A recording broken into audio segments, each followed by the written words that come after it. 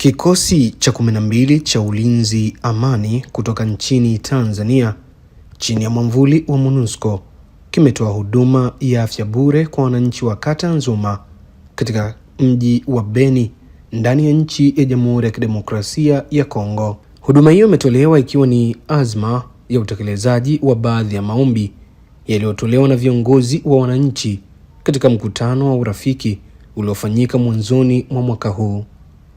Akitoa wito kwa wananchi wa mji wa Beni, mkuu wa kikosi cha 12 cha ulinzi wa amani kutoka Tanzania, Luteni Kanali Mustafa Seif Mkundi amesema, kwa siku ya leo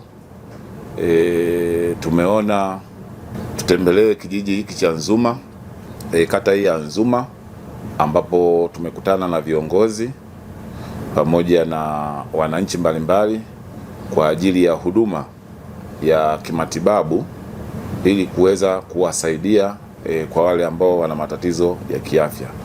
Kwa hiyo timu yetu ya maafisa na askari ambao ni wataalamu wa afya wameweza kufika katika kata hii ya Nzuma na kuweza kutoa huduma ya matibabu kwa wazee, akina mama na watoto chini ya mwamvuli wa MONUSCO.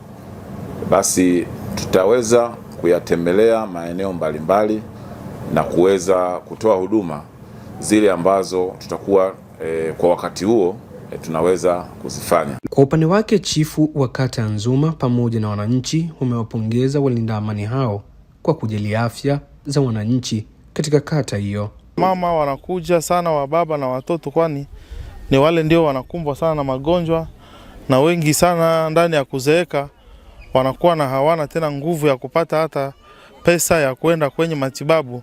Nashukuru sana kwa vitu ambavyo mnatuonesha kwa siku ya leo kwa wanajeshi wa Tanzania, na washukuru sana, ila msichoke kutenda mema, ila muendelee tu hivyo hivyo. Lengo yangu ya kufika hapa, nimekuja kupokea matibabu ambayo wa ndugu zetu wa Tanzania wametuletea hapa katika mji wetu wa Mavivi. Kwa hivi tunasema shukurani sana kwa viongozi wote wa Tanzania. Aidha, mganga mkuu wa kituo cha afya cha kata Nzuma amewashukuru walinda amani hao kwa msaada aliopokea katika kituo hicho. Mimi ninafurahi sana kwa sababu wamefika kunisaidia kutunza wakazi ambao nimetunza. Hivi ninafurahi sana, na ningependa kama itawezekana tena siku nyingine waweze tena kufika tena tujadiliane. Kwa upande wake, mhusika mkuu wa masuala ya jinsia pamoja na mganga mkuu kutoka kikosi cha 12 wamewapongeza wananchi kwa kujitokeza kwa wingi kupata huduma hiyo.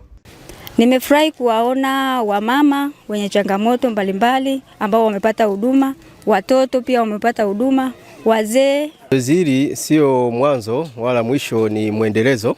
Kwa hiyo leo tuko hapa katika kijiji cha Nzuma, tunategemea kwa baadaye kwenda katika vijiji vingine kutoa huduma kama hii. Ni ripoti kutokea Kongo ambayo imeandaliwa na Private Lazaro Mniuka. Mimi naitwa Mika Ndaba. Kutolewa kwa huduma hii ni mwendelezo wa kuimarisha uhusiano mzuri baina ya vikundi vya ulinzi wa amani kutoka Tanzania na wananchi wa Beni Mavivi. Nikiripoti kutoka nchi ya Jamhuri ya Kidemokrasia ya Kongo, mimi ni Private Lazaro Mniuka.